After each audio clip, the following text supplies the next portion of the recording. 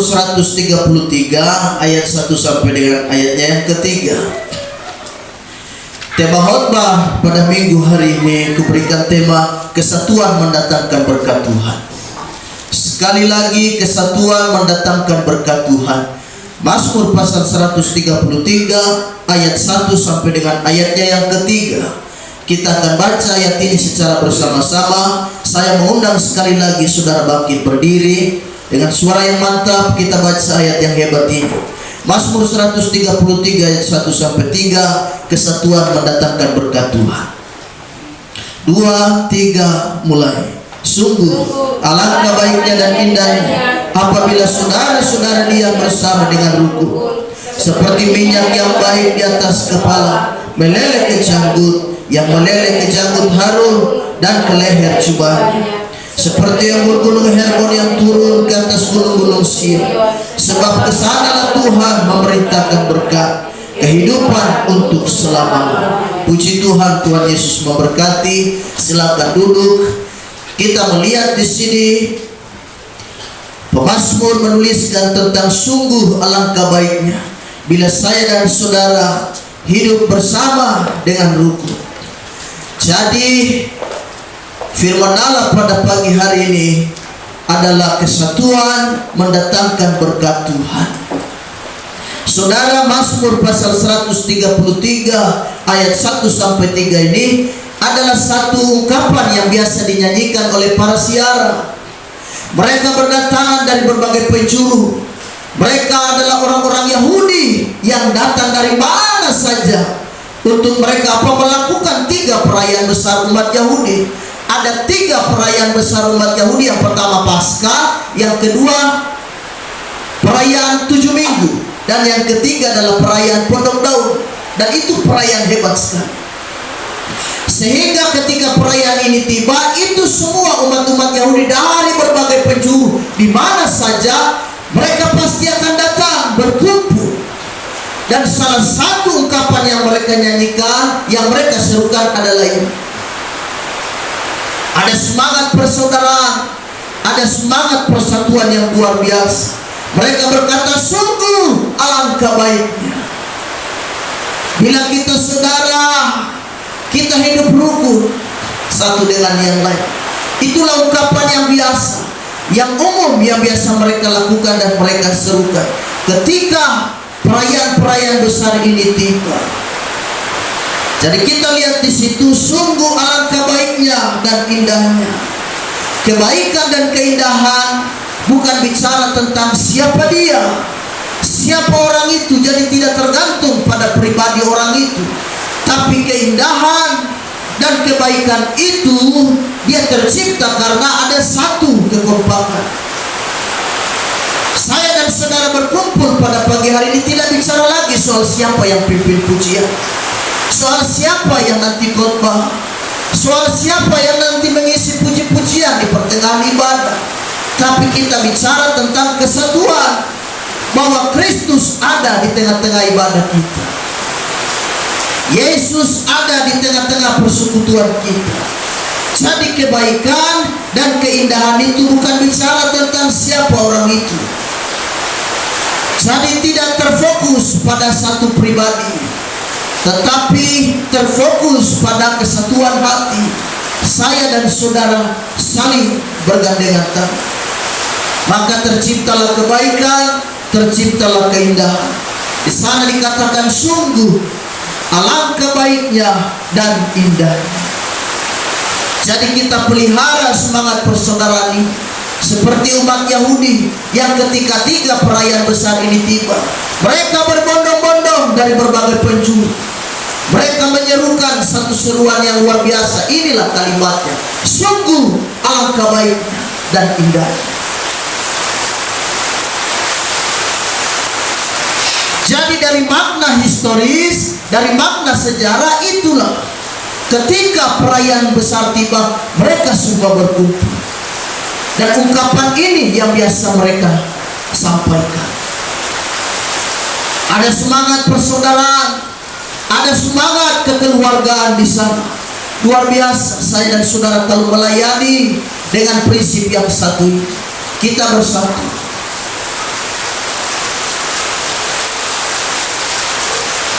Waktu dunia saja berkata bersatu kita teguh, bercerai kita runtuh.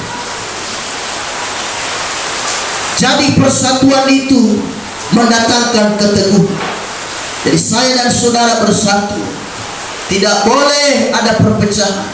Mari kita bergandengan tangan di dalam melayani pekerjaan Tuhan. Kita satu hati dalam membangun pekerjaan Tuhan, sehingga kita melihat di sanalah berkat Allah akan dicurahkan. Lalu yang berikut di sana dikatakan diam bersama dengan rukun. Sungguh alangkah baiknya dan indahnya apabila saudara-saudara diam bersama dengan rukun. Rukun adalah gambaran daripada sebuah himpunan, sebuah wadah. Dan kita ini adalah satu perhimpunan di dalam gereja lokal Jemaat GPD Damai, dalam satu wadah yang bernama, wadah itu adalah satu sidang Jemaat GPD Damai. Dan kita ada di dalam wadah ini. Kita diam bersama dengan rukun dalam satu wadah, di dalam satu tujuan, semua hanya untuk memuliakan nama Tuhan.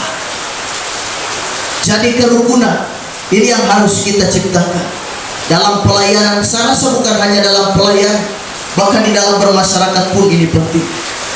Pemerintah saja selalu menyerukan hal yang satu ini. Kita harus rukun supaya kota ini dia tercipta kerukunan dan kedamaian.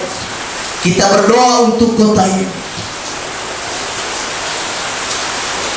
karena kota kita ini dijuluki kota bersama. Kenapa kota bersama? Karena semua suku, kaum, dan bahasa ada di sini. Inilah kota kita ini. Semua manusia dari suku mana saja ada di sini. Orang Bali ada di sini, orang Kalimantan ada di sini. Semua namanya juga kota bersama. Jadi kebersamaan ini penting. Saya dan saudara mesti jaga. Sama halnya juga di dalam pelayanan, dalam pekerjaan Tuhan, dalam gereja kita ini. Kita tidak lagi melihat suku, kita tidak melihat lagi dari mana dia asal. Sebab kalau kita lihat suku, maka kita pasti akan terkotak-kotak. Saudara berkata aku orang Biak, maka aku hanya bergaul dengan orang Biak. Saudara berkata aku orang Serui, maka aku hanya bisa ngomong dengan orang Serui. Jemaat yang lain saya tidak mau ngomong, saya mau ngomong dengan orang sesama Serui sajalah. Jadi kalau saudara melihat kotak-kotak begitu, maka Bapak Gembala hanya berdiri seorang diri dan hanya bersedih lap air mata. Kenapa? Kan aku sendiri kan sangir di tengah-tengah pelayanan ini. Bapak Gembala satu-satunya orang sangir. Apa ada orang sangir lagi yang lain? Coba angkat tangan. Kan tidak ada, kan hanya Bapak Gembala. Jadi kalau melihat suku, Bapak Gembala tersisi, hanya Bapak Gembala sendiri. Tapi kan kita tidak lihat itu. Kita semua telah berpadu menjadi satu. Kenapa? Karena kerukunan ini penting.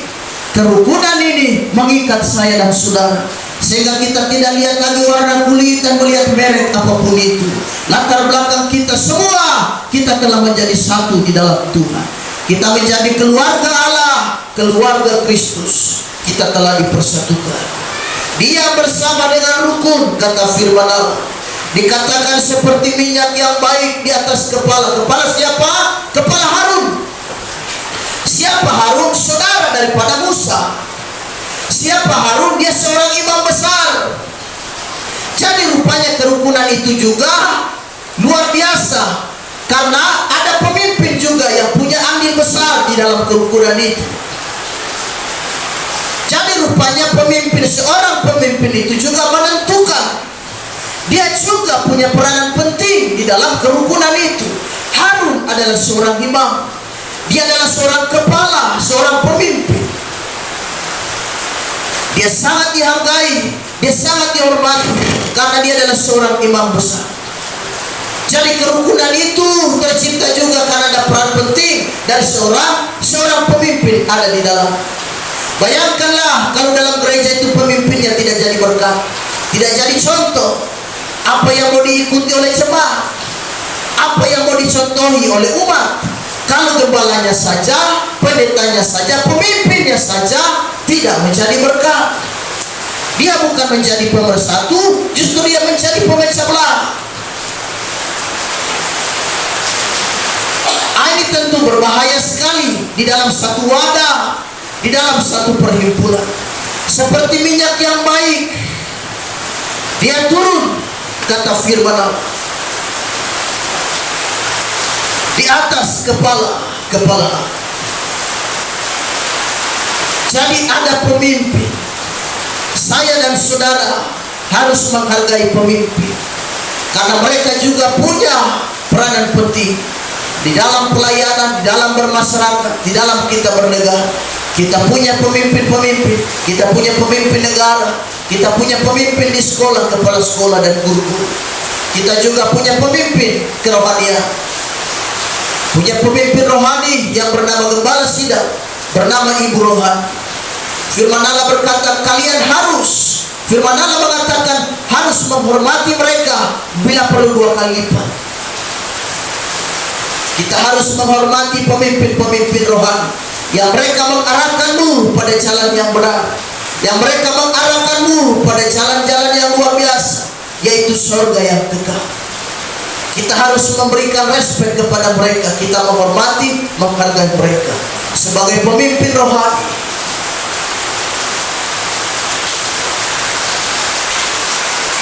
Saya dan saudara belajar menghargai orang. Kita menghormati pemimpin. Saudara juga adalah pemimpin. Anda sebagai rumah tangga, Anda pemimpin dalam rumah tangga, memimpin anak-anak, memimpin keluargamu, memimpin rumah tanggamu. Anda sebagai suami, saudara pemimpin. Selain itu, lebih kecil lagi, kita adalah pemimpin untuk diri kita sendiri. Yang bisa mendorong dan memacumu adalah dirimu sendiri. Kita tidak mengharapkan orang lain. Yang bisa memacu kita untuk datang sembahyang karena inisiatif kita. Kita yang harus menjadi pemimpin dalam hidup kita, dalam diri kita sendiri. Kita ini adalah pemimpin. Pemimpin terhadap apa? Pemimpin terhadap diri sendiri. Jadi kalau diri sendiri saja tidak bisa dipimpin, bagaimana mau memimpin orang lain? Bagaimana mau memimpin umat? Bagaimana mau memimpin keluarga? Diri sendiri saja tidak bisa dipimpin. Diri saja hidupnya juga tak karuan. Diri saja hidupnya tidak jelas, tidak baik. Bagaimana kita mau menjadi pemimpin? Jadi kita adalah pemimpin. Anda sebagai suami istri adalah pemimpin di dalam rumah tangga. Memimpin anak-anak, mendorong mereka, menyemangati mereka, membawa mereka pada jalan takut akan Tuhan. Karena hidup sekarang ini susah. Saudara pikir gampang ajak orang ke gereja? Itu tidak mudah. Tidak gampang bawa orang pergi ke rumah Tuhan, itu tidak mudah. Sekarang ini itu tidak mudah, itu hanya pekerjaan Roh Kudus. Saudara akan berkata amin, apa yang dibilang Bapak Gembala betul. Saudara akan mengiyakan apa yang menjadi omonganku pagi ini. Membawa anak-anak, membawa keluarga, membawa suami, membawa istri pergi ke gereja tidaklah mudah, saudara. Tidak mudah. Saya melihat ibu-ibu yang ada di jemaat ini, saudara rajin. Kadang bapak-bapak memang tidak kelihatan. Sampai saudara juga bingung. Dalam hati saudara, aduh Tuhan, setiap hari saya pergi, saya saja yang ke gereja. Mau dibilang janda, tapi ada laki. Mau dibilang ada laki, tapi laki tidak pernah nongol-nongol di gereja. Untung di tengah jalan pulang kebaktian aku tidak digoda orang. Dan mereka berkata, hello, Ade Nona, dari mana? Hus, kepikiran kau Ade Nona? Aku ini orang sudah punya laki aku ini. Kok laki tidak pernah kelihatan? Mau dibilang janda, tapi padahal aku punya suami. Kenapa? Karena saudara sendiri yang selalu ke gereja. Mana suami? Saudara pikir gampang bawa orang pergi ke gereja? Tidak mudah. Tapi coba kalau nonton bola, nonton konser, tidak usah ditawarin, dia tawarin diri sendiri. Jam berapa kakak konsernya dimulai? Jam jam 7 malam Anda sudah siap diri. Tempat itu belum dibuka, saudara-saudara, di muka pintu, sehingga orang berpikir karyawan di sini ya. Padahal hanya mau menonton konser. Konsernya mulai jam 10, Anda sudah datang jam 5 sore. Sudah duduk tahan-tahan lapar di sana. Itu kalau begitu mah tidak usah ditawarin, itu dia tawarin diri sendiri. Tapi coba kalau kebaktian, harus dipaksa, harus didorong-dorong. Mana ada sekarang kebaktian orang tawarin diri, ada ibadah lagi kakak, jam berapa ya ibadah kebaktian nanti? Oh tidak, pernah dengar begitu? Oh tidak pernah. Tapi coba kalau film-film favorit, jam berapa mulai ya? Dia bisa rela tinggalkan ibadah demi menonton TV. Dia berkata ibadah kan nanti minggu depan masih ada, minggu depan lagi masih ada, minggu depan lagi masih ada, terus minggu depan lagi masih ada lah. Betul, minggu depan tetap ada, ibadah tetap ada, tapi kau belum tentu ada di minggu depan ini. Bisa-bisa dalam 2-3 hari ke depan kau bisa menjadi almarhum. Jadi selagi ada kesempatan, mari kita cari Tuhan. Tidak mudah sekarang ini bawa orang pergi gereja. Saudara pikir mudah? Bapak Gembala sementara khotbahnya, saudara juga berpikir betul. Amin. Apa kata Bapak Gembala? Tidak mudah. Saudara pikir gampang bawa anak-anak ke gereja, apalagi dunia sekarang. Bawa orang tua masuk gereja, bawa suami, bawa istri ke gereja. Sulitnya minta ampun. Tapi kalau saya dan saudara hidup dalam Tuhan, kita percaya Tuhan pasti akan menolong. Jadi dia bersama dengan rukun pemimpin. Sebagai orang tua kita harus punya semacam menjadi berkat dan contoh bagi anak-anak, sehingga itu yang kemudian menjadi contoh bagi mereka dan mereka melihat hidup kita. Dari muda kita latih diri, kita biasakan diri untuk supaya kita cari Tuhan. Latihlah dirimu, kata firman Allah. Latihan badan ini terbatas gunanya. Tapi ibadah itu mengandung janji. Bukan hanya hari ini, janjinya bukan hanya hari ini, tapi hidup yang kekal. Jadi ibadah itu penting. Jangan melalaikan ibadah. Tetapi kamu harus beribadah kepada Tuhan Allah, maka dia akan memelihara kau. Dia akan memberkati roti makananmu dan air minum. Jadi di dalam ibadah saya dan saudara juga terima berkat Tuhan. Seperti apakah pribadi yang utuh itu? Kita lihat 1 Tesalonika 5 ayat 23. Jadi wadah yang utuh, saya dan saudara utuh, tidak boleh terkotak-kotak dan terpecah-pecah. Kita harus punya pribadi yang benar-benar utuh melayani Tuhan. Ada kekompakan. 1 Tesalonika 5 ayat 23, firman Allah berkata, semoga Allah damai sejahtera menguduskan kamu seluruh, dan semoga roh, jiwa dan tubuh terpelihara sempurna dengan tak bercacat pada kedatangan Kristus Tuhan kita. Pribadi yang utuh yaitu roh, jiwa dan tubuh kita. Yang pertama adalah roh kita. Kalau roh ini menyangkut kekekalan, karena semua manusia akan mati, tetapi rohnya saja yang kembali kepada Tuhan. Kita tidak seperti hewan. Kalau hewan itu mati habis. Beda manusia, dia mati tubuhnya saja yang hancur, dari tanah kembali kepada tanah, dari debu kembali kepada debu. Tetapi roh itu dia akan kembali pulang kepada Bapa. Dan roh orang-orang yang sudah dipulihkan. Jadi kata Tesalonika tadi, roh, jiwa dan tubuhnya terpelihara, supaya kita disebut adalah pribadi yang utuh dalam melayani Tuhan. Roh kita sudah ditebus, sudah dibayar dengan darah yang mahal, yaitu darahnya Yesus Kristus. Kita lahir baru, kita sudah dipulihkan. Jadi yang pertama adalah roh. Ini bicara tentang kekekalan. Yang kedua tadi di situ disinggung. Yang kedua adalah jiwa. Dan jiwa ini adalah sisi kepribadian. Jadi kalau tadi bicara roh adalah sisi kekekalan, jiwa kita adalah bicara tentang sisi kepribadian kita. Setiap pribadi kita punya jiwa, karena jiwa itu menyangkut perasaan kehendak kita. Kita bisa merasa sedih, kita bisa merasa didukakan, kita terluka, kita dikecewakan. Itu jiwa kita terganggu. Jadi semua bersumber dari jiwa ini.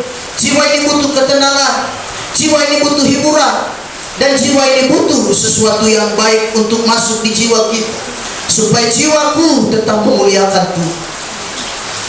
Jadi dia bicara tentang lebih kepada sisi kepribadian. Jiwa yang sudah diperbaharui, bukan jiwa yang menyimpan akar kepahitan, jiwa yang menyimpan kebencian, jiwa yang menyimpan hal-hal yang sesuatu yang tidak berasal dari Allah. Kebencian semua ada di jiwa kita, tidak boleh. Jiwa kita sudah dipulihkan oleh Tuhan. Kemudian disinggung tadi ada tubuh. Ini lebih sisi kepada jasmani kita.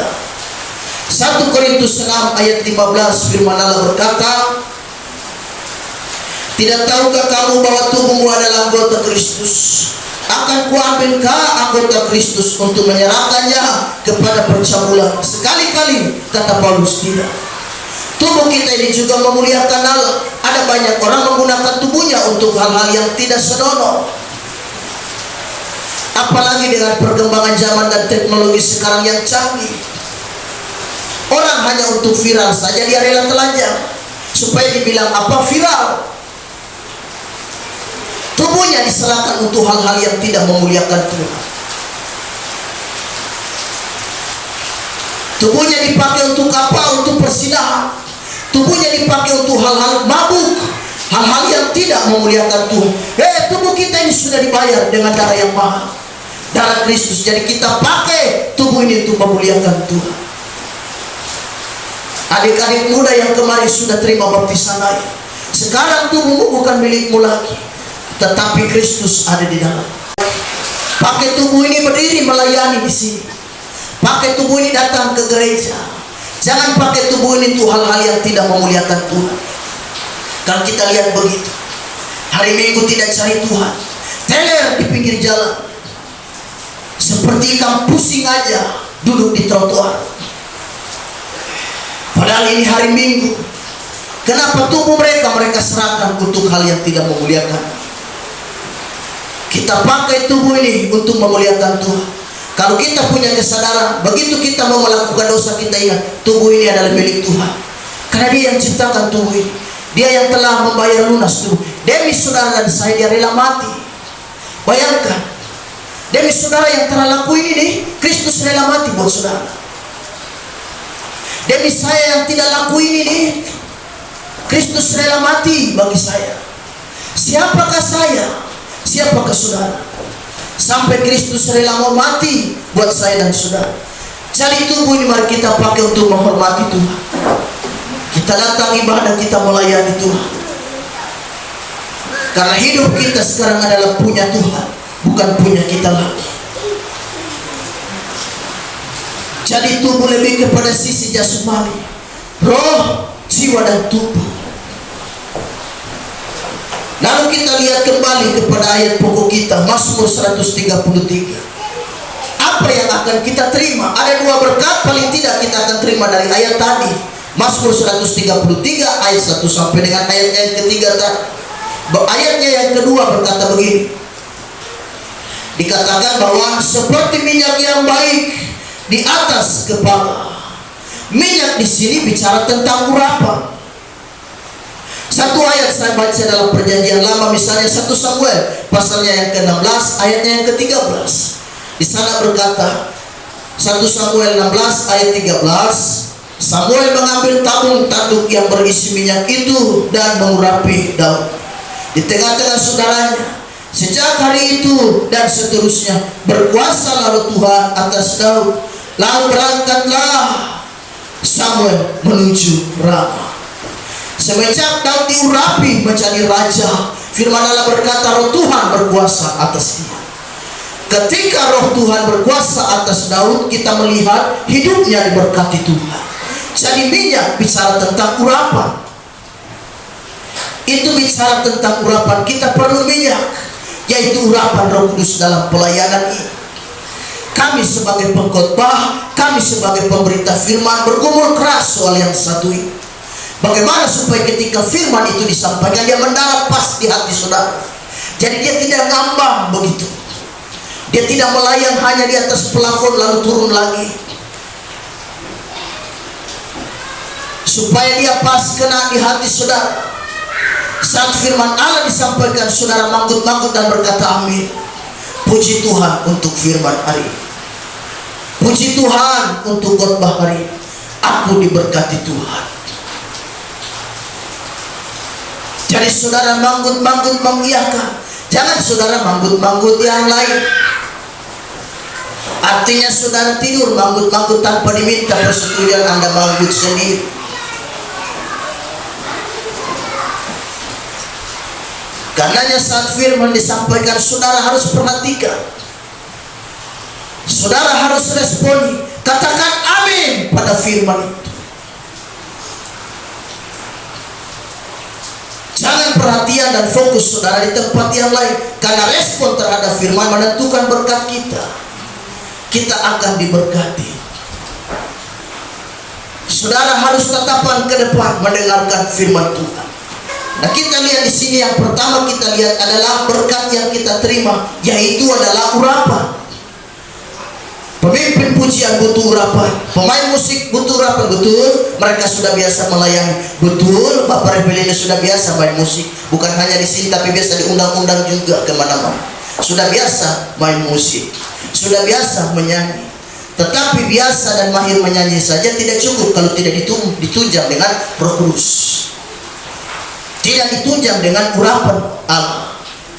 Suara jelek saja menyanyi, kalau dia penghayatan tinggi Roh Kudus bekerja, orang dicama Tuhan. Suara jelek, apalagi suara sudah bagus, main musik sudah keren, pimpin pujian sudah mantap, tambah urapan lagi, luar biasa. Kita pimpin pujian rasanya kita melayang di udara. Kita tidak injak papan lantai gereja lah, kita mungkin 2 meter. Haleluya. Kenapa? Karena kita rasa urapan Tuhan. Tapi kalau suara sudah jelek, tidak ada urapan lagi, tidak usah ngomong dah, pasti saudara nilai sendiri. Orang di belakang juga mau tepuk tangan tidak mau. Jadi pentingnya urapan itu. Karenanya saudara tetap ada di dalam panggilan saudara. Saudara tetap jalan sesuai dengan firman. Jangan coba-coba keluar dan melenceng. Pertahankan api itu. Api itu terus menyala dalam hidup saya dan saudara. Jadi betapa pentingnya penyertaan Tuhan. Ini urapan penting. Semua gereja menambahkan hal yang satu ini. Semua gereja berupaya, mereka berusaha, mereka bergumul keras supaya gereja itu ada urapan. Karenanya doa ditingkatkan, puasa ditingkatkan, ibadah-ibadah ditingkatkan. Hanya untuk apa? Mengejar yang satu ini, urapan Allah, biarlah dia tetap tinggal di dalam ibadah. Kita harus jaga ini. Kalau urapan hilang, habis cerita dah, pelayanan ini tidak tahu entah jadi apa. Jadi kita perlu urapan itu. Firman Allah berkata ketika Daud diurapi, Roh Allah berkuasa atas dia. Urapan. Ketika kita diurapi Tuhan, Roh Tuhan berkuasa atas hidup kita. Sehingga kita bisa melayani dengan baik. Kita bisa dipakai Tuhan di mana saja dalam pelayanan. Kenapa? Ini penting, urapan ini penting. Kita harus jaga ini. Orang sekarang tidak cari kemahiran lagi. Orang sekarang ini cari bagaimana supaya dia disama Tuhan. Karena kebutuhan umat Tuhan sekarang ini adalah ketenangan dan kedamaian. Kalau mau cari yang mahir-mahir itu banyak di jalan-jalan, ada mahir-mahir. Tetapi yang satu ini harus kita jaga. Kemahiran penting, itu harus dalam pelayanan. Tetapi harus ditunjang dengan penyerahan.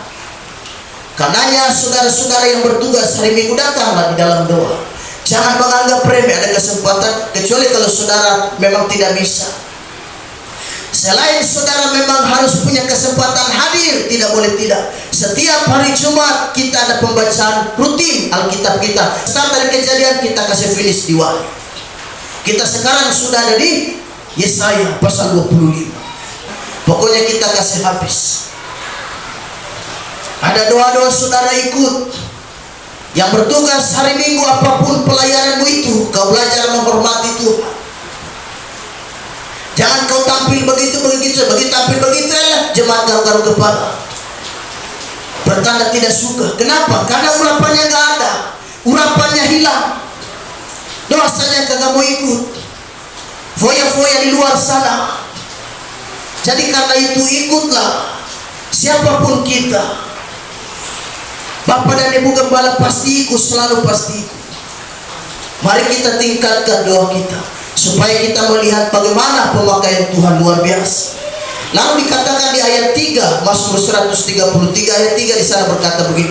Berkat yang pertama urapan, dan yang kedua adalah di sana dikatakan seperti embun gunung Hermon yang turun ke atas gunung-gunung Sion. Seperti embun gunung Hermon yang turun ke atas gunung-gunung Sion.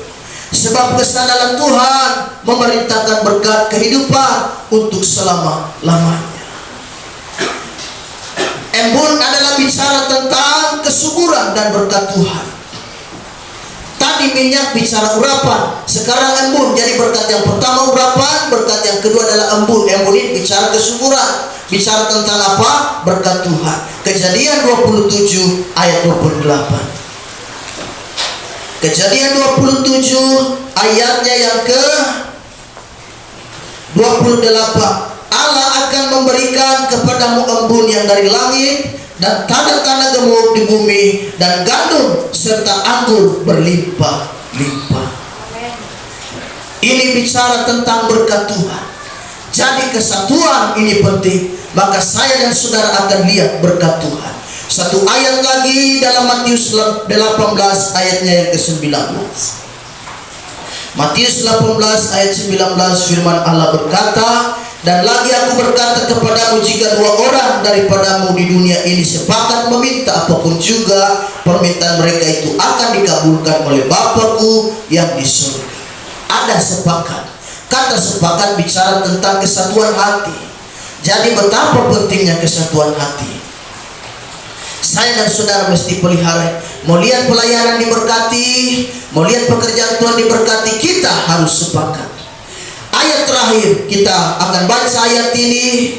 Mari kita akan lihat Matius 18 ayat 20. Kita baca ayat ini bersama-sama. Saya mengundang saudara bangkit sekali lagi. Matius pasal 18 ayat 20 kita baca ayat ini sembari saudara berdiri dengan suara yang mantap di hadapan Tuhan. Matius 18 ayat 20 yang sudah dapat katakan amin. Amin. 2, 3 mulai. Sebab di mana 2, 3 orang berkumpul dalam namaku, di situ aku ada di tengah-tengah mereka. Haleluya. Silakan duduk. Jadi berkumpul demi nama. 2, 3 orang berkumpul demi namaku, aku hadir. Kita sudah lebih dari 2, 3 orang. Dan kita percaya Allah hadir di sini. Saudara percaya Tuhan hadir di sini? Haleluya. Ada Tuhan di tempat ini. 2, 3 orang berkumpul demi namaku, bukan demi nama yang lain. Aku hadir di antara mereka. Kita berdoa supaya urapan Tuhan, pemakaian Tuhan luar biasa terjadi atas hidup saya dan saudara. Pentingnya ini, kuasa ini harus kita jaga. Kita berdoa supaya Tuhan menolong kita semua. Tuhan Yesus memberkati. Biarlah firman Tuhan menguatkan kita semua. Mari kita masuk dalam doa.